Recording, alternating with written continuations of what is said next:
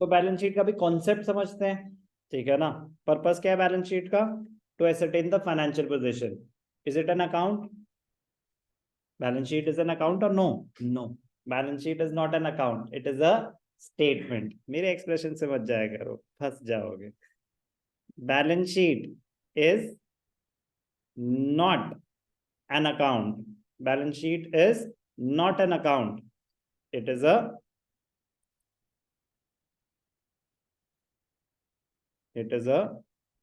statement.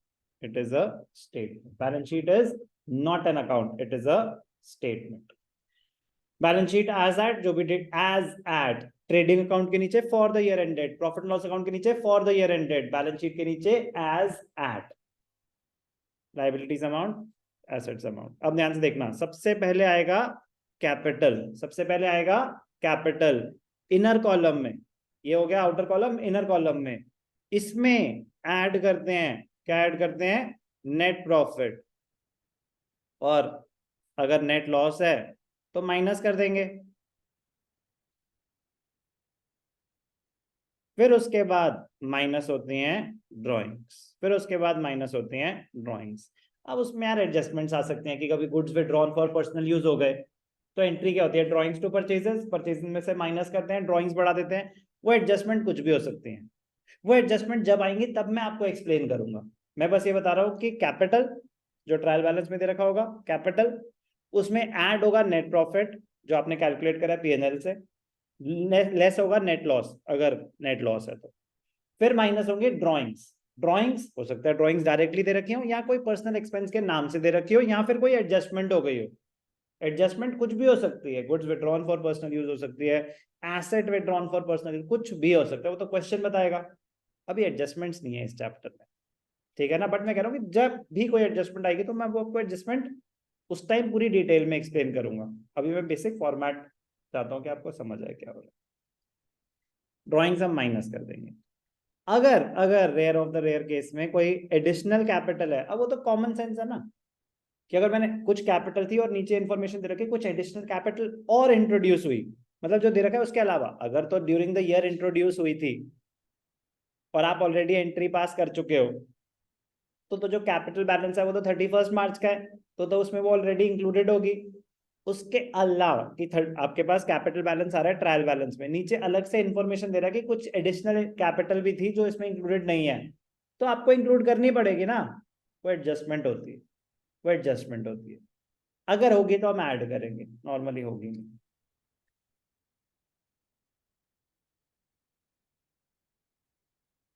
Additional capital add हो जाएगी। तो कैपिटल में नॉर्मली ये प्रॉफिट और ड्रॉइंग्स होते हैं, बट रेयर केसेस में एडिशनल कैपिटल भी हो सकती है, और एडजस्टमेंट की तो कोई लिमिट ही नहीं है, वो तो कुछ भी हो सकती है। तो कैपिटल की एडजस्टमेंट सबसे पहले आ जाएगी, capital plus profit minus drawings, final closing capital आ गया।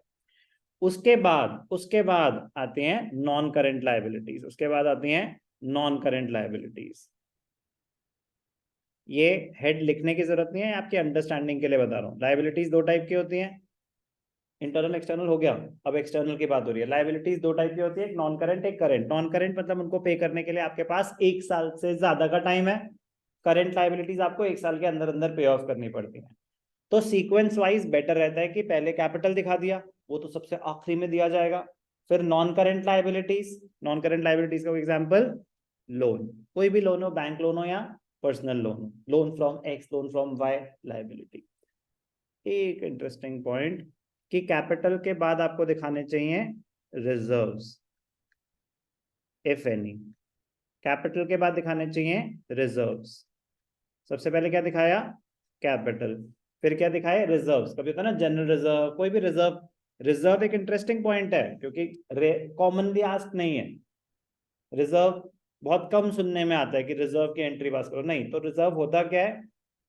हम अपने प्रॉफिट्स में से कुछ पैसा साइड में रख के बैठ गए। ये फर्स्ट टाइम हमने कहाँ सुना था? ट्रायल बैलेंस जब एज अ चैप्टर कर रहे थे ना, तो आइटम्स में आया रिजर्व। तो रिजर्व सुन के लगता है हमारा एसेट है, रिजर्व सुन के लगता है कि जैसे हमारा एसेट है। क्यों? हम रिजर्व क्रिएट कर रहे हैं कि कल को जरूरत पड़े तो हमारे पास कुछ पैसे हों, तो एसेट जैसा साउंड करता है, नहीं, it is also a liability. Why? It is an internal liability, reserve is an internal liability. Why? Profit हुआ, वो प्रॉफिट किसका था? प्रॉफिट किसका था? ओनर का। वो सारा का सारा प्रॉफिट किसको मिलना चाहिए था? ओनर को। बट हमने कहा, हम कौन है? बिजनेस। हमने कहा कि यार देख, 50 लाख का प्रॉफिट हुआ है, ऐसा कर 5 लाख रुपए बिजनेस में रिजर्व में छोड़ दो, 45 लाख रुपीज आप अपने कैपिटल में मर्ज कर लो, 5 लाख रुपीज अलग से रिजर्व में छोड़ दो। तो रिजर्व क्या होता है? अ portion of the profits set aside for future needs. तो जो पैसा ओनर को मिल जाना चाहिए था ना देके हम बिजनेस में रिटेन कर रहे हैं, रिटेन्ड अर्निंग्स भी कहते हैं इसे कंपनीज के केस में, हम प्रोप्राइटरशिप की बात कर रहे हैं। पॉइंट सेम, ये पैसा ओनर का ही है, ये पैसा ओनर का ही है, बट उसको अभी दिया नहीं है, बिजनेस में ही रखा हुआ है। तो रिजर्व का नेचर क्या होता है? It is an internal liability, but capital से अलग शो किया जाता है। तो कैपिटल के बाद क्या शो करना चाहिए? रिजर्व्स। फिर क्या शो करना चाहिए? Non current liabilities. फिर क्या शो करना चाहिए?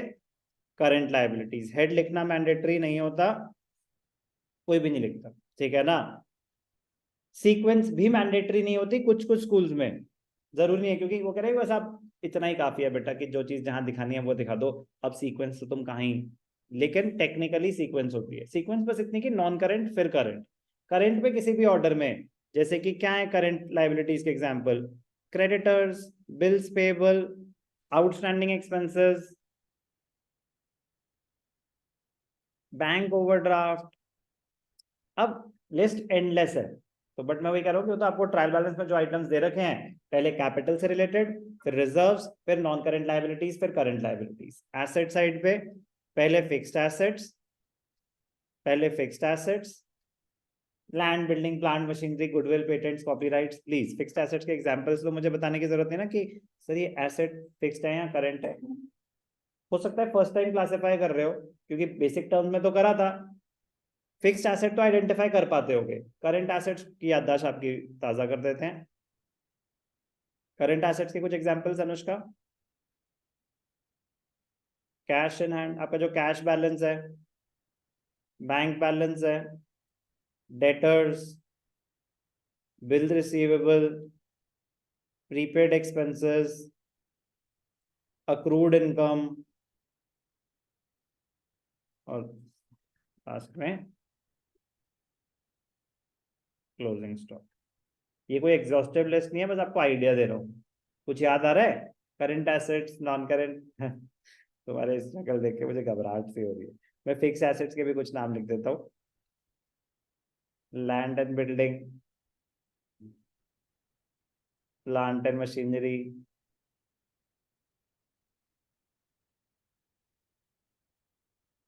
फर्नीचर, फिटिंग्स, कंप्यूटर भी, गुडविल, पेटेंट, ट्रेडमार्क्स। ठीक है जी, कोई दिक्कत? बैलेंस शीट बैलेंस होनी चाहिए, अगर एसेट्स और लायबिलिटीज मैच नहीं करे तो जरूर आपने कोई गलती करी है।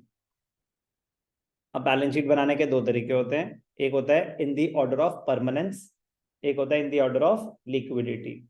अभी हम ये ऑर्डर फॉलो कर रहे हैं जो मैंने आपको बताया, इसको बोलते हैं order of permanence. Order of permanence का मतलब पहले नॉन करंट एसेट्स, फिर करंट एसेट्स, पहले कैपिटल, फिर नॉन करंट लायबिलिटी, फिर करंट लायबिलिटी। तो इसे बोलते हैं ऑर्डर ऑफ परमानेंस। एक होता है ऑर्डर ऑफ लिक्विडिटी, वो इसका ऑपोजिट होता है। उसमें कह रहा है पहले करंट एसेट्स, फिर नॉन करंट एसेट्स, पहले करंट लायबिलिटीज, फिर नॉन करंट लायबिलिटीज, फिर कैपिटल। मैंने आपको क्या बोला? अभी आप ये फॉलो करेंगे, order of permanence. Okay okay, चलो बेटा, अब एक बड़ा सा क्वेश्चन करके दिखाऊंगा।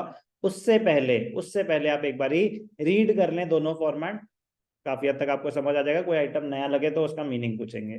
अब ये जो मुझे दिख गया मैं वैसे ही बता देता हूँ। ईपीएफ, एम्प्लॉइज प्रोविडेंट फंड, क्या होता है sir? Why is it a liability? Employees provident fund, company आपको सैलरी दे रही है, बिजनेस एंटिटी आपको सैलरी दे रही है, तो आपकी सैलरी में से कुछ परसेंटेज, 8% to 10%, वो आपकी सैलरी में से पैसे काटते हैं। 8% to 10% वो आपकी सैलरी में से पैसे काटते हैं। फॉर एग्जाम्पल आपकी सैलरी है 1 लाख रुपए, आपके 10,000 रुपए कंपनी आपके 10,000 रुपए काटेगी, और वो 10,000 रुपए गवर्नमेंट अकाउंट में डिपॉजिट कर देगी। ईपीएफ, एम्प्लॉइज प्रोविडेंट फंड, आप ही के नाम से डिपॉजिट हो रहा है। बट मैंडेटरी डिडक्शन है। आपको कब मिलेंगे? रिटायरमेंट के टाइम। तो एक फोर्स सेविंग्स हो रही है आपकी, गवर्नमेंट ने मैंडेटरी किया हुआ है ताकि आपके कुछ पैसे सेव होते रहे, सारे पैसे उड़ा ना दो आप, ठीक है ना, कल को आपको जरूरत पड़े तो आपकी कुछ सेविंग्स हो रखी हो। तो वो तो ठीक है सर, यहाँ पे कैसे आ गया? तो कंपनी ने अगर आपकी सैलरी में से पैसे काट लिए और अभी गवर्नमेंट अकाउंट में डिपॉजिट नहीं करे तो उनकी करंट लाइबिलिटीज में आ रहा होगा, उनकी करंट लाइबिलिटीज में आ रहा होगा। ओके, कोई डाउट? तो ये एक तरह से एक्सपेंसेस पेएबल होते हैं, करंट लाइबिलिटी है ये। क्या है ये? करंट लाइबिलिटी है। चलो बेटा जल्दी से फॉर्मेट रीड कर लो।